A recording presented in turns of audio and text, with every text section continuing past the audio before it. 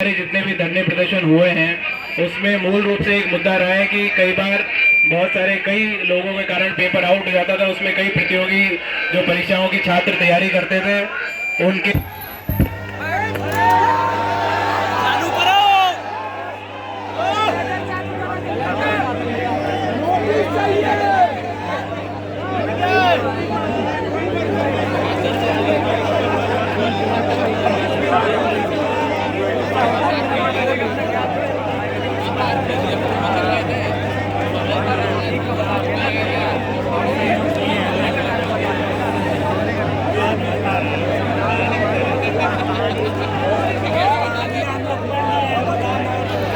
कह रहा था कि उससे पहले जितने भी परीक्षाएं होती थी सबसे पहले हम लोग धरना प्रदर्शन इसलिए करते थे कि अगर कहीं पे पेपर लीक हो गया तो उसमें कई ऐसे प्रतियोगिता परीक्षाओं के छात्र जो अच्छी तैयारी करते थे उनके भविष्य से खिलवाड़ हो जाता था। और आपने एक बार पिछली परीक्षाओं में कई बार जो पेपर लीक हो गए आपने देखा भी। हमारे प्रतियोगिता परीक्षाओं के छात्र छात्राओं ने ही आप ही लोगों ने उसमें डिमांड किया था कि साहब जो पेपर लीक हो जाता है तो उसके बारे में एक उचित प्रक्रिया अपनाई जाए, इस प्रकार की पुख्ता व्यवस्था की जाए कि पेपर लीक की संभावनाओं को शून्य कर दिया जाए।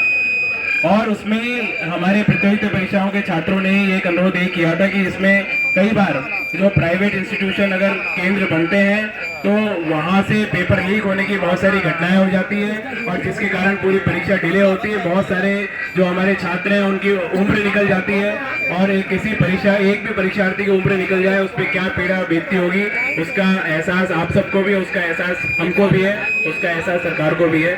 इसीलिए जो हमारे प्रतियोगिता परीक्षाओं की छात्र समितियां थी उनका ये डिमांड था कि जो जितने हमारे परीक्षा सेंटर है वो आपके राजकीय विद्यालय में, राजकीय महाविद्यालयों में या हमारे जो गवर्नमेंट के एडेड स्कूल या एडेड कॉलेज होते हैं उसमें किया जाए। तो इसीलिए जब अभी इस बार का जो आपका पीसीएस की एग्जाम हो रहा है 5.5 लाख छात्र उसमें है जो परीक्षाओं में जिन लोगों ने फॉर्म भरा है और आरओ में 10.5 लाख 36,000 के आसपास छात्र हैं जिन्होंने फॉर्म भरा है। तो पहले सुन लीजिए। तो अभी जब जितने अपने उत्तर प्रदेश में 75 जिले हैं उसमें ये देखा गया कि कितने हमारे राजकीय महाविद्यालय, कितने सरकारी और उसमें कितने इंटर कॉलेज हैं, कितने डिग्री कॉलेज हैं, कितनी सरकारी यूनिवर्सिटीज हैं, कितना आपके पॉलिटेक्निक के हैं। पहले मैं आपको प्रक्रिया बता दूं, ये हो सकता है बहुत सारे लोगों को पता भी नहीं हो कि भाई अपनी क्या चीज हुई है।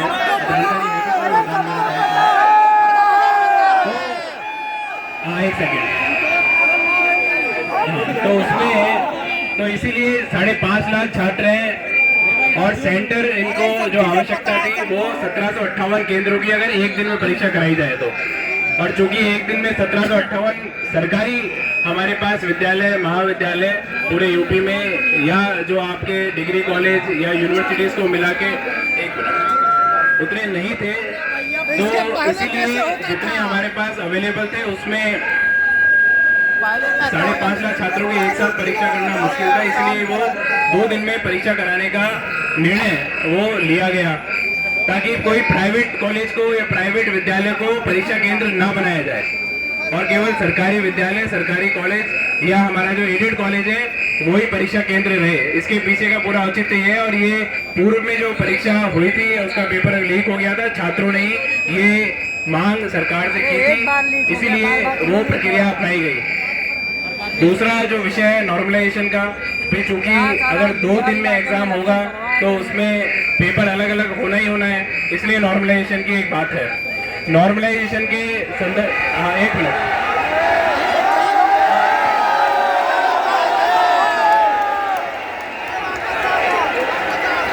अभी मैं वो चीज बता रहा हूँ कि जो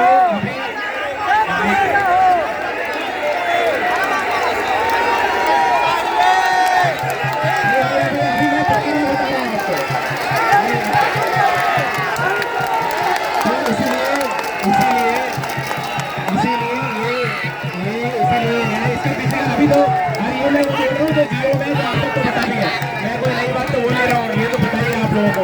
अब जो आज आप एकत्रित हुए हो, आज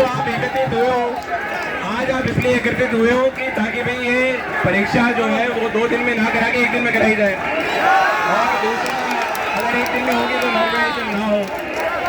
तो इसीलिए हाँ, मैं वही बात बोल रहा हूँ, आप सुन लीजिए।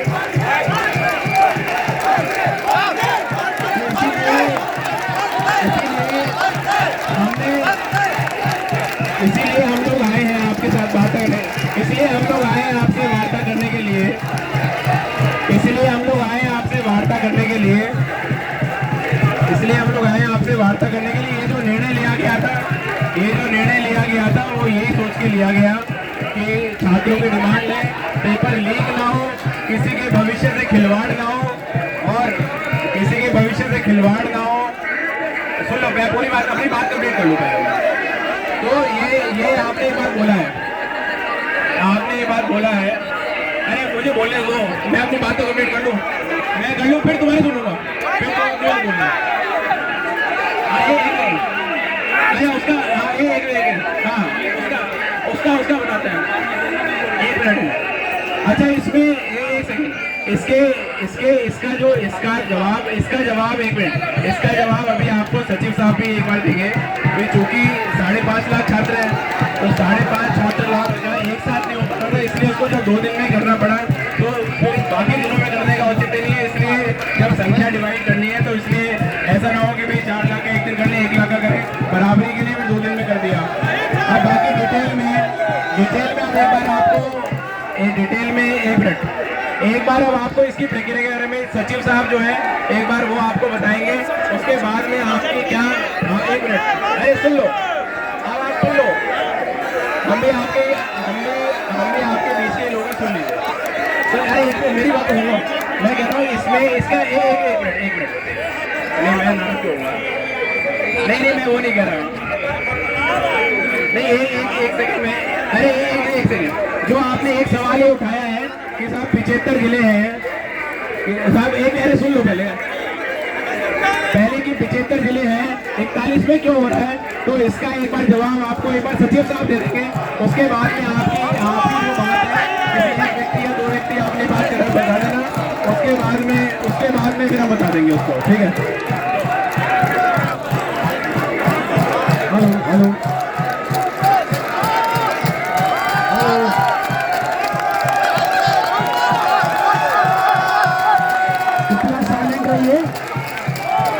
आप सब जानते हैं कि आयोग हमेशा छात्रों के हित, अभ्यर्थियों के हित में काम करता है। आप ये भी जानते हैं कि आयोग ने बिना छात्रों के मांग के, छात्रों के हित में प्री परीक्षा जब 12 गुना था तो उसको 15 गुना किया क्वालिफाइंग का।